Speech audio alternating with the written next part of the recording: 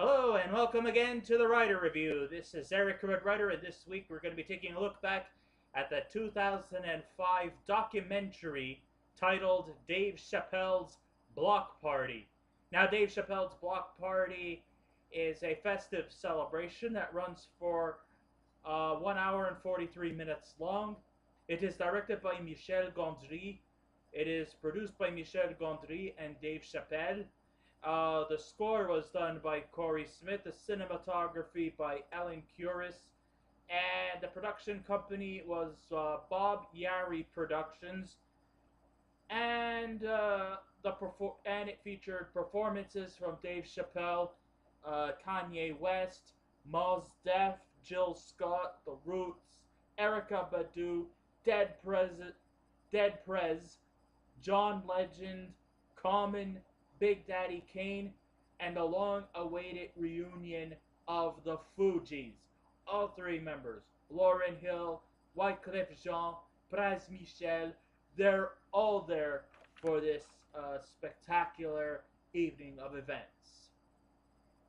In a lot of scenarios, the documentary film chronicles events that are provocative but not being given the attention that it truly deserves. Dave Chappelle's Block Party takes a contrasting route, being that it was created just for the sake of it being there in front of a live audience. This is not about Chappelle, in appeasing towards his ego. This is not about him trying to save the world. No, this is about Dave Chappelle wanting to just have fun, and he wants to invite the entire community of Bedford-Stuyvesant in Brooklyn, New York, to take part in a block party filled with music, festivities, celebration, and just everybody to just plain have an awesome good time. There's more than this documentary than Chappelle and company performing in front of a live audience. It's quite noteworthy because the music performed here is well energetic and executed to perfection, and it's something that Chappelle would be capable of producing due to his fame at the time as a successful stand-up comic, and that the musicians are performing to sing to the songs that he could relate to. These are the kind of songs that reflect to his upbringing. These are the performers that he had brought on because it's his style of music, it's what he wants, and if you are a fan of this music, you will have just as much of a ball as the people in the audience and the performers themselves. This is quite reminiscent to a time period when a plethora of musicians were able to freely lend their voices for a good cause, while Chappelle wanted to offer something cool to the people at the same time. This documentary, this block party, was to sort of promote unity amongst inner city kids. It was to promote a certain aura of feel good. And like I said, this wasn't about ego. It wasn't for any kind of self-centered integrity at all. This was just about him wanting to bring his community together, bringing people together for a good time. And what can I say? I had a ball. The documentary is presented in three fragments, which are the interviews, the rehearsal features, and the live performances, and just enough small periods when Chappelle gets to interact with his fans. I mean, he's just throwing himself out to everyone. And that deserves a lot of special attention. You might enjoy the music depending on your favorite kind of music. The genre of the music is either like rap, hip hop, R&B, maybe even some jazz and blues for good measure. The main emphasis is rap music because Chappelle addresses numerous times in this documentary. And, maybe this music is not for everyone. As you could tell, there was this Brooklyn lady does utter her disdain towards rap music due to the gratuitous foul language. But it's still par for the course as Chappelle loosely swears during his comedy routines, which further expands the controversy of his block party. And just because she has kind of a negative perspective of the style of music or Chappelle's comedy act, she is not being chastised for expressing her opinion. And there are going to be people who will look negatively at the music and Chappelle's comedy act, but nobody is getting chastised for the freedom of expressing their opinions. Everyone has a right to his or her opinions, to each their own. Without further ado, there really isn't a lot of offensive stuff in this. Yes, I know Chappelle has a reputation of doing his comedy act by by utilizing a lot of foul language in his comedy routines, and it may not please everyone. You know, um, there really isn't anything like entirely remotely offensive. I mean, sure, there are gonna be some foul language utilized in Chappelle's comedy act, but it's pretty tame, you know, as apropos to his block party. And with the exception of Dead Prez and a pre-famed Kanye West, the performers are, for the majority, pretty soft in content. I mean, Erykah Badu does her singing, and she charms the audience.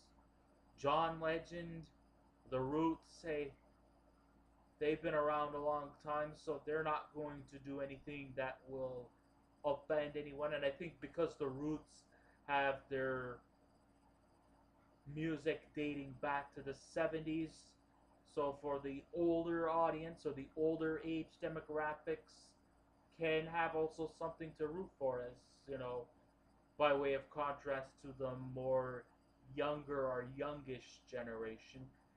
And of course, you all know the Fugees reunite for this, and they of course are going to perform their classic single that got them exceptional fame.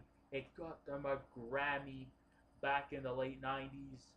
And even though it's not an original song that the Fugees performed, but of course I'm talking about the cover song from Roberta Flack, Killing Me Softly. And they just killed it. They nailed the song almost as if there was no friction within the group.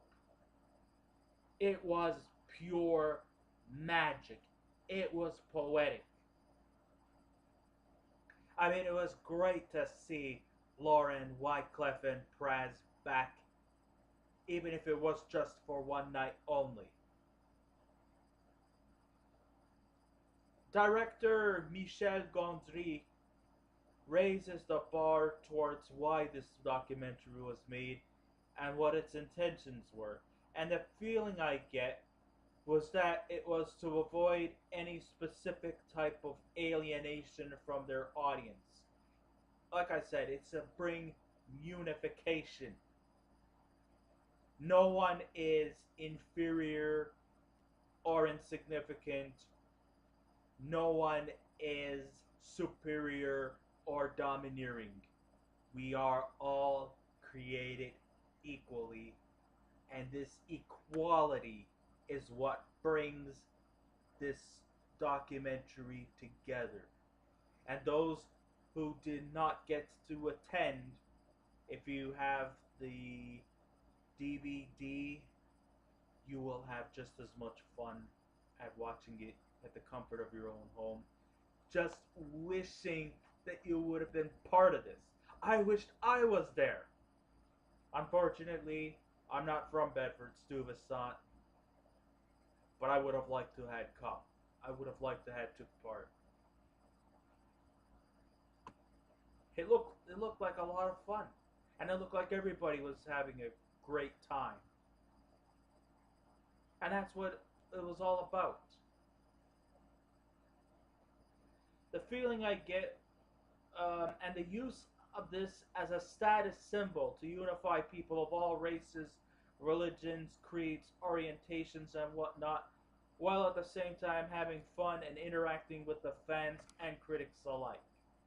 Of course, the music selected may not be counting on everyone's taste, and there will be people vocal about their disdain, but at the same time, their opinions will not be ostracized. One of the cool scenes was when Dave Chappelle traveled to Ohio into some small town, and he interacted with some old folks who didn't really know very much about hip hop music or rap. And once he got them listening to it, it was like something they've never experienced before. And for all good reasons, too. They seemed to enjoy it.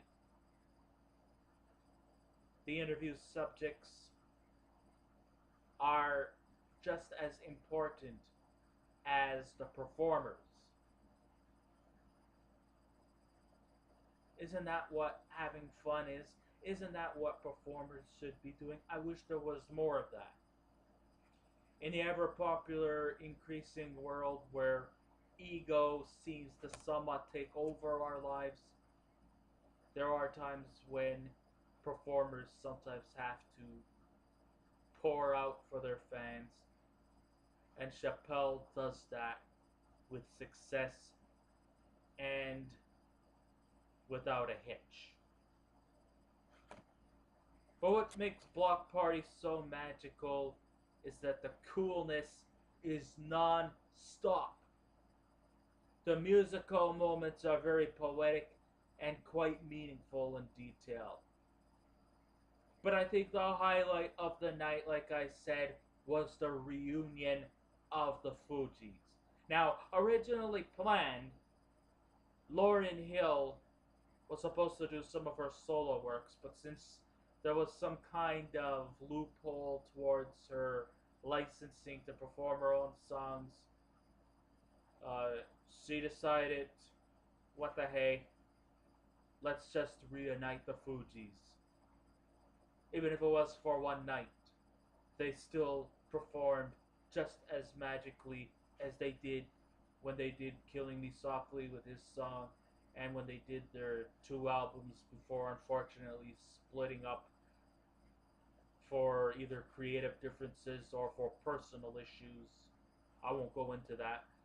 But let's just say I was just completely breathless when I saw the Fugees reunite for the first time in 7 years. It's just too bad they split up on bad terms. It broke my heart. But at least they managed to repair it, even if it was just for one night. Before they said, okay, we did our one night,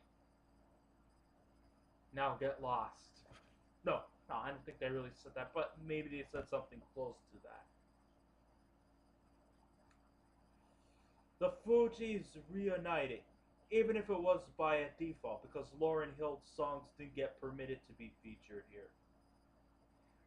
Now, going into this documentary, it's pretty obvious that the Fugees had really zero intentions of reuniting. In fact, I once read somewhere in Wikipedia that I'm not sure if I remember correctly. Of course, there was a lot of friction, especially between two of the members, expressing their utter disdain and hatred towards Lauryn Hill. Kind of a little bit unfair, but they said something like, if we're ever going to reunite the Fugees, Lauryn Hill must come with her own personal therapist. What? Come on, guys, give her a break. I mean, maybe there was some friction, but that's kind of brutal. And it's kind of sad because you were such a great group and you guys ended up breaking up like this, and to say such an insulting, crude thing like this, I mean, that's low. I'm sorry. I love you guys, but that's low. I can't believe you guys would say something like that. I wouldn't say that to my worst enemy. So, of course, they were not quite friendly on terms during the rehearsals and the interviews, but they definitely did try their best to choose their words carefully so that no one would walk out during the live show. I mean, it could happen. I mean, I've seen bandmates walk out during performances. It happened with Oasis. It happened with other groups too. They would just go into the middle of the show and then they would just say, oh, fuck it, and just walk out. Like I said, Oasis did that. I'm sure other groups did. If there's any other ones that did, hey, let me know in the comments. But when their turn comes up, they just nailed their performance. Oh, there were some wonderful scenes where Chappelle chats with inner city kids at a youth center as a way to show this block party. It just showed just how caring he truly is. And he just isn't doing this for the ego or for attention. Another memorable scene was when he was in his home state of Ohio and he invites a college marching band to go to Brooklyn to be part of his block party. The bus fare was, a long trip, all expenses paid, and they performed to one of Kanye West's songs, and it was magical. But the best part was that all the expenses paid, and they amazed the crowd by performing Jesus Walks with Kanye West. Pure magic. Really a breathtaking scene. Even though Dave Chappelle's block party generated a gala event of fun, entertainment, and energy that just about chases all your troubles away, and it does. At least I hoped it would. But after such events occurred, I couldn't help but feel a tad bit icky inside of me afterwards. Well, not me personally, but the leading performers kind of retreated into being reclusive afterwards. I mean, for one, I found this to actually be one of Dave Chappelle's final hurrahs before retreating and really sort of like keeping more of a low profile in the last decade. Maybe one of these days he might come back and amaze us with his eclectic comedic acts. I would really love to see him back again. Hey, maybe he would try to relaunch Chappelle's show. I would love that. I loved Chappelle's show. It was like freaking amazing. I want him back on TV. Bring back Chappelle Show. I don't know why the hell it was canceled. I loved that show. Please come back, Dave Chappelle. We miss you so much. The same also could be said about Lauryn Hill, who only seems to sporadically pop up here and there, but she has succumbed to a life mostly outside the public spectrum. Come back, Lauryn Hill.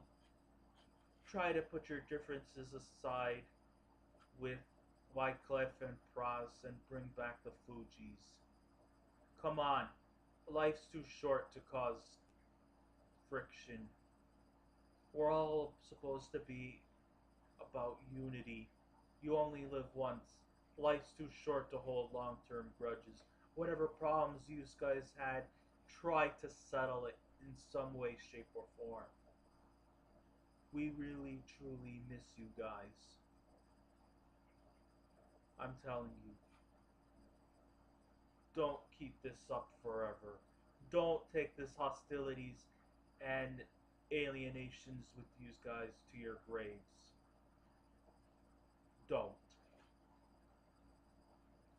The music definitely was truly awesome. The atmosphere was spontaneous.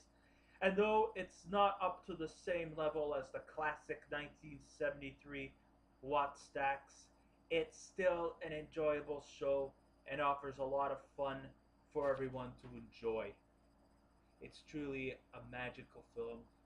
It's truly a great documentary that I wish everybody would have a chance to see if you're into that kind of music. If you're not into that kind of music, no offense taken, you know, to each their own. Everyone has their different kind of music they like. And you are all unique. And that's what this documentary was based on. So, hats off to Dave Chappelle, hats off to the performers, hats off to director Michel Gondry for making this all seem very possible. If I was to give Dave Chappelle's Party scale out of 10, it's definitely a 9. So I guess this ends my writer review. Thank you all for listening in. If you wish to subscribe to my channel, please feel free to do so. If you want to leave a comment, go right ahead. But just remember, be kind, be courteous, and don't be rude. And I will be back again with another review. So until next time, this is Erykah Writer saying, keep watching those movies, and I'll see you around. Goodbye.